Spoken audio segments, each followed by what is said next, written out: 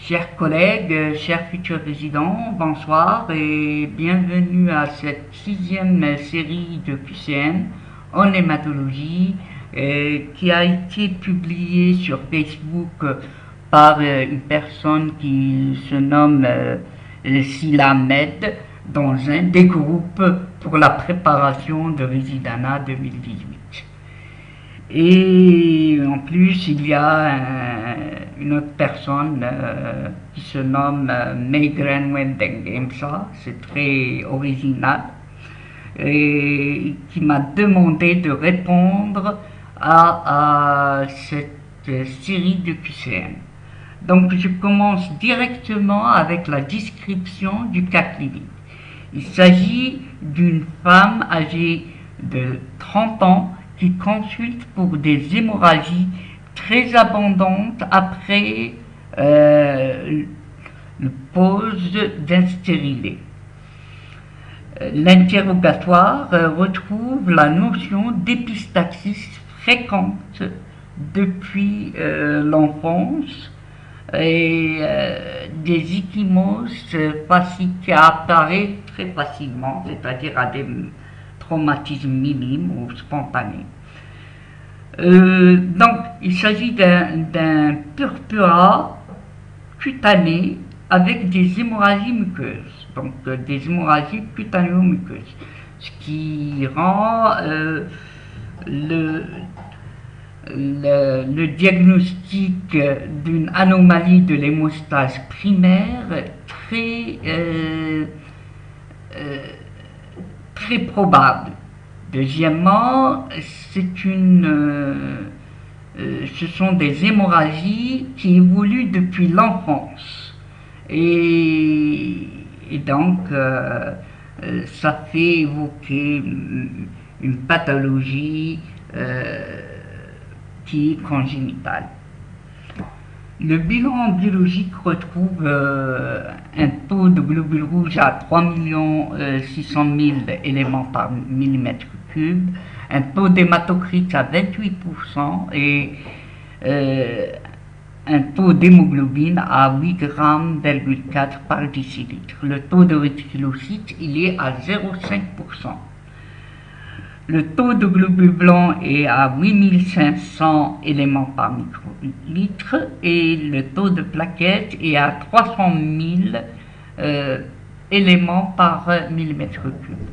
Donc, on déduit qu'il existe une anémie, vu que le taux d'hémoglobine est inférieur à 12 g par décilitre chez cette femme, alors que le taux de globules blancs est normal et le taux de plaquettes est normal vu qu'il est situé entre 150 000 et 400 000 éléments par millimètre cube.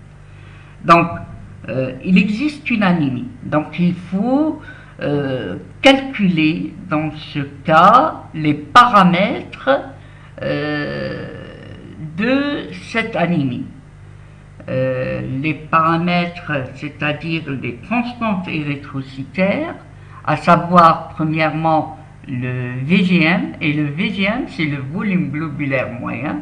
Je rappelle que le VGM est égal au taux d'hématocrite fois 10 divisé par le nombre de globules rouges en millions par microlitre.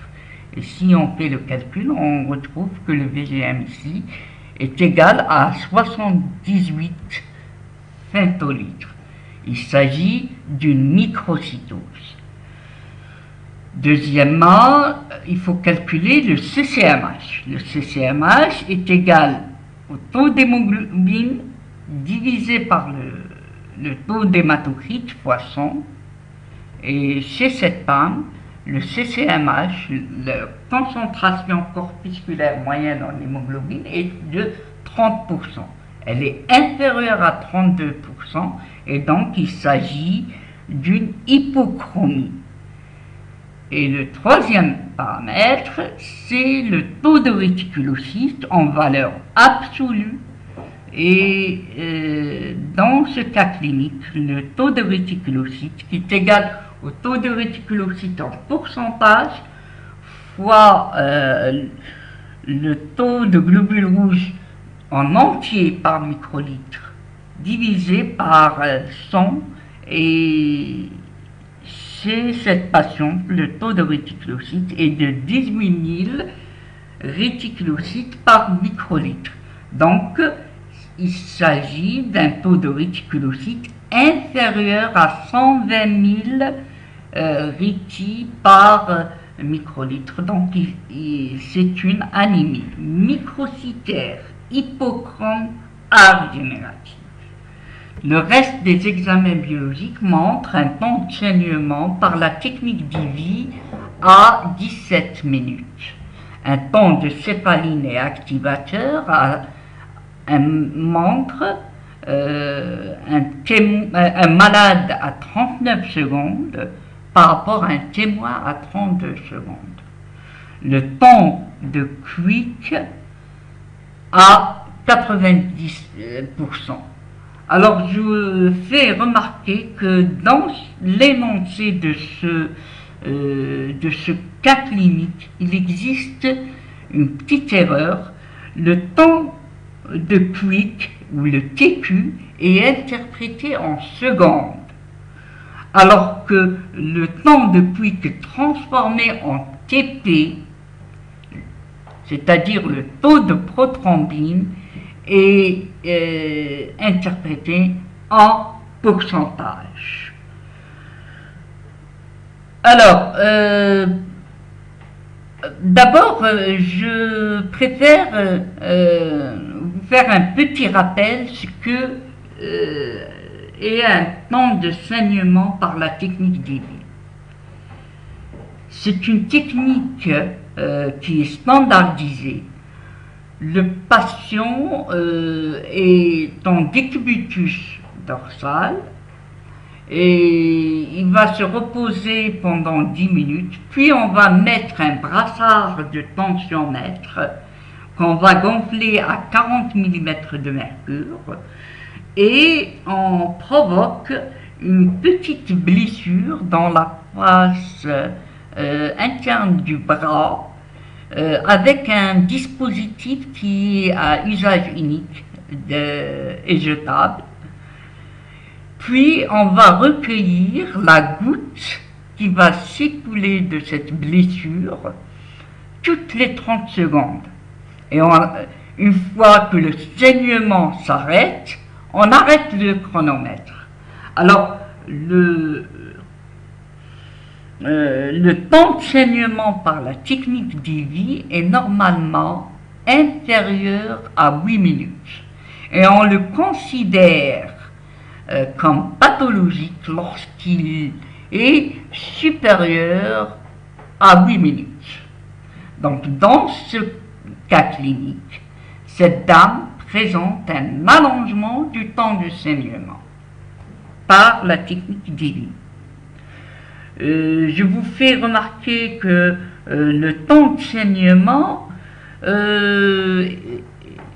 est actuellement de moins en moins utilisé, car premièrement il est invasif, car il peut entraîner des hémorragies chez certaines thrombopathies assez graves, et il est peu sensible d'un malade à un autre et chez le même malade. Et donc, ce n'est pas un examen qui est très reproductible.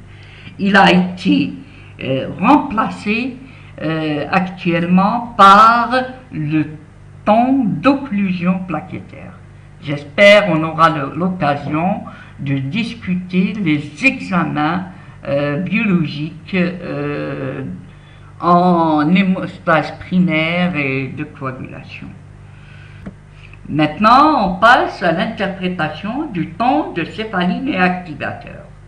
Auparavant, on considérait un TCA allongé si il est le TCA malade moins le TCA témoin était supérieur à 10 secondes. Mais actuellement, depuis 2013, cette définition est complètement abolie. De nos jours, on considère un TCA allongé lorsque le rapport malade sur témoin est inférieur à 1,2.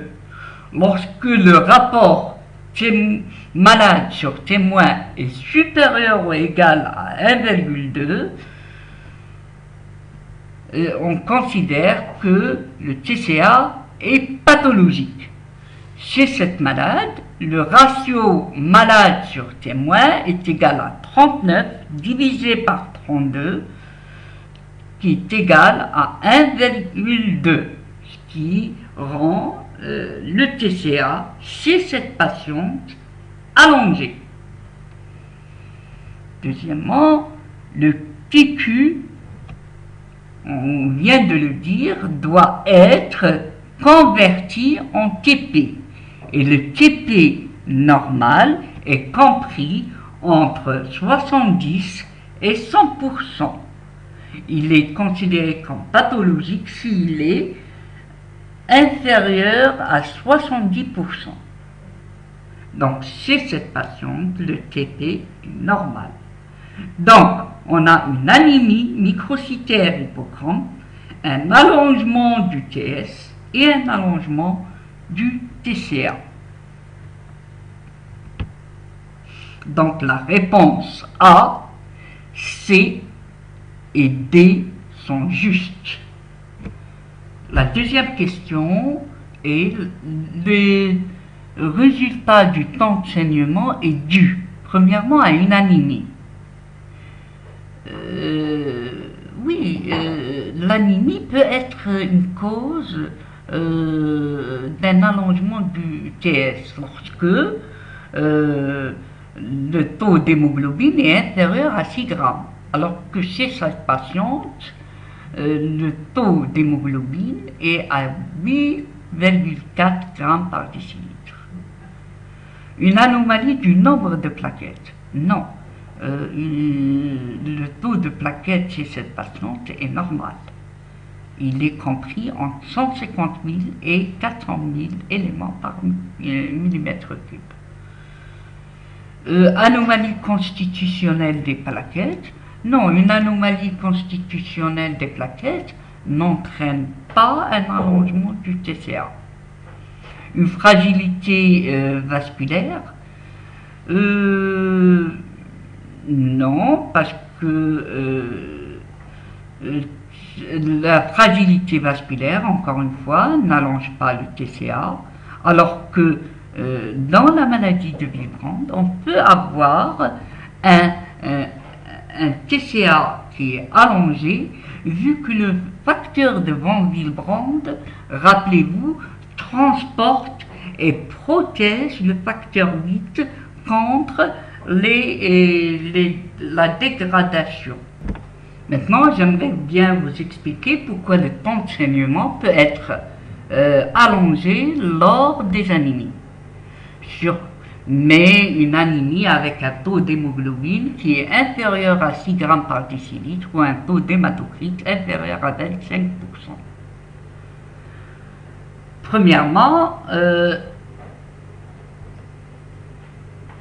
la première cause de l'allongement du TS est le mécanisme rhéologique, c'est-à-dire que vu leur grande taille, les globules rouges repoussent les plaquettes vers la marge, c'est-à-dire la périphérie, alors que les globules rouges eux-mêmes circulent au milieu des vaisseaux.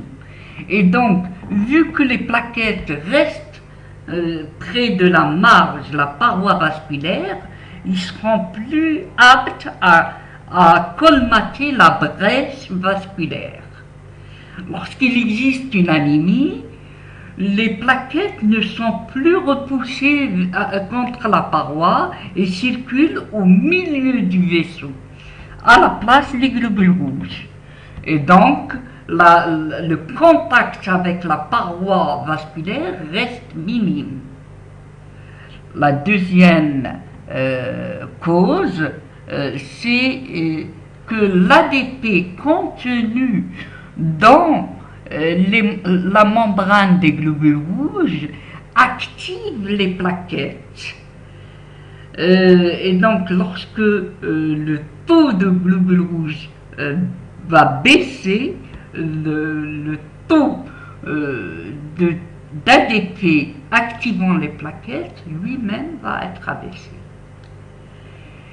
Et le troisième mécanisme c'est que les globules rouges activent directement la voie des thromboxanes A2, qui lui est un puissant vasoconstricteur et agrégant. Lorsque le taux de globules rouges est bas, eh bien, le thromboxane A2 n'est pas suffisamment produit pour l'agrégation et la vasoconstriction réflexe.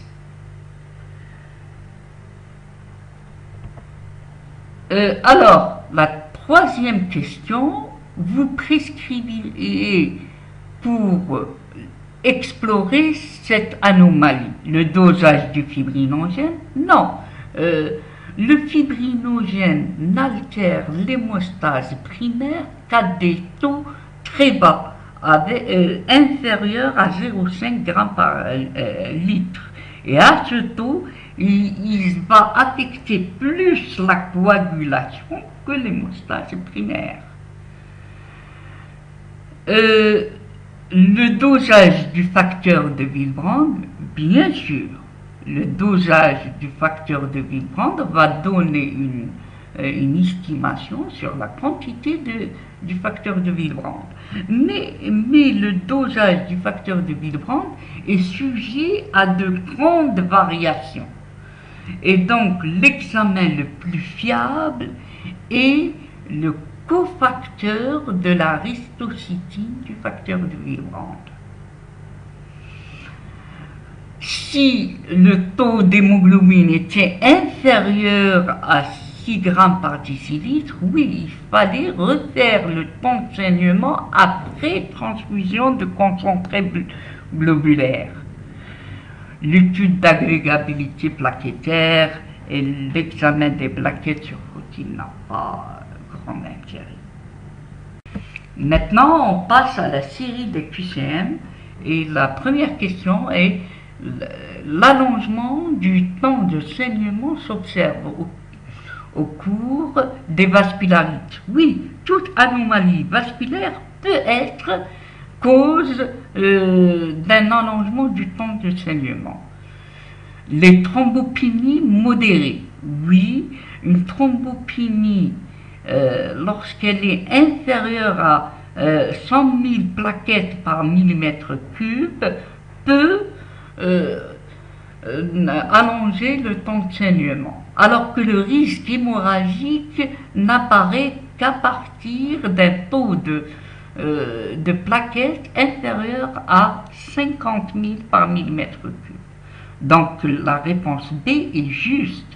Les thrombopathies, bien sûr, sont la principale cause d'allongement du temps de saignement.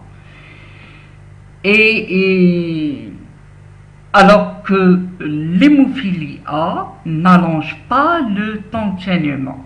Une hémophilie A entraîne un allongement du TCA isolément. L'hypofibrinémie peut être une cause d'allongement du temps de saignement, mais à un taux inférieur à 0,5 g par litre. Donc la réponse A, B, C et E sont justes. La deuxième question est: parmi les étiologies des thrombopathies acquises, est-ce que l'insuffisance rénale chronique en fait partie? Bien sûr, l'insuffisance rénale est chronique est une cause de thrombopathie. On va voir pourquoi tout de suite. Alors que l'insuffisance respiratoire, la maladie d'Hodgkin et l'éthylisme ne sont pas des causes de thrombopathie. Seule la réponse A et C, bien sûr la thrombocytémie essentielle, est une cause de thrombopathie acquise, car les plaquettes sont anormales, ils sont produites en excès et fonctionnellement anormales. Donc une thrombopathie acquise peut survenir lors d'une thrombocytémie essentielle et donc l'insuffisance rénale chronique. Mais pourquoi y a-t-il une thrombopathie dans l'insuffisance rénale chronique? Premièrement, en cas d'une insuffisance rénale, une hypocalcémie s'installe progressivement.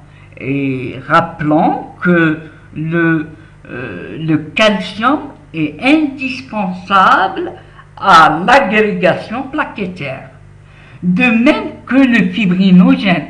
Donc, les plaquettes s'agrègent entre elles avec, grâce au fibrinogène qui s'intercale entre deux molécules de B3A en présence de calcium, alors que l'acide urique fragmente le fibrinogène, entraînant une hypoagrégabilité. Donc oui, il y a une hypoagrégabilité qui survient.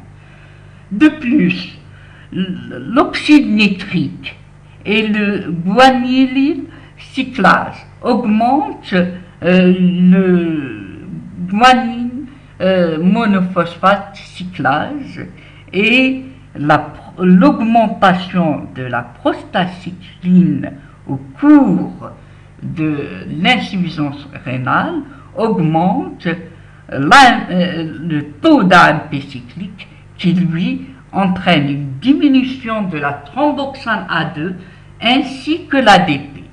Voilà les trois principales causes des thrombopathies au cours de l'insuffisance rénale. La dernière question est qu'un allongement du temps de saignement peut s'observer habituellement lors d'un traitement par les corticoïdes. Sûrement pas. Les corticoïdes, ou bien au contraire, ont un effet hémostatique car elles entraînent une vasoconstriction. Donc, ils sont donnés en cas d'un syndrome hémorragique. Prescrits en cas de syndrome hémorragique. Les anti-inflammatoires non stéroïdiens, bien sûr, surtout les anti-inflammatoires non stéroïdiens type COX-2, anticyclooxygénase 2. Il suffit de regarder la notice des anti-inflammatoires non stéroïdiens. La ticlopidine et la dipyridamole sont deux antiagrégants plaquettaires. Et donc, bien sûr, c'est des antiagrégants et donc ils vont entraîner un allongement du temps de saignement. La pénicilline à forte dose, bien sûr, peut donner un allongement du temps de saignement. C'est un des effets secondaires fréquents de la pénicilline. Donc la réponse B, C, D et E sont justes. Voilà, cette vidéo à présent tire à sa fin. Il me reste qu'à remercier Silamed pour cette magnifique série de QCM et de cas cliniques, ainsi qu'à Meg Granwell d'Engemsa pour de me demander de répondre à ces questions. D'ici là, je vous prie, si vous avez aimé la vidéo, de me mettre un grand pouce vers le haut, de s'abonner à cette chaîne. Sinon, tant pis, mettez-moi un tout petit pouce vers le bas et partagez cette vidéo au maximum. Partagez sur Facebook, sur Twitter, sur Google+, etc., etc. Je vous remercie pour votre attention.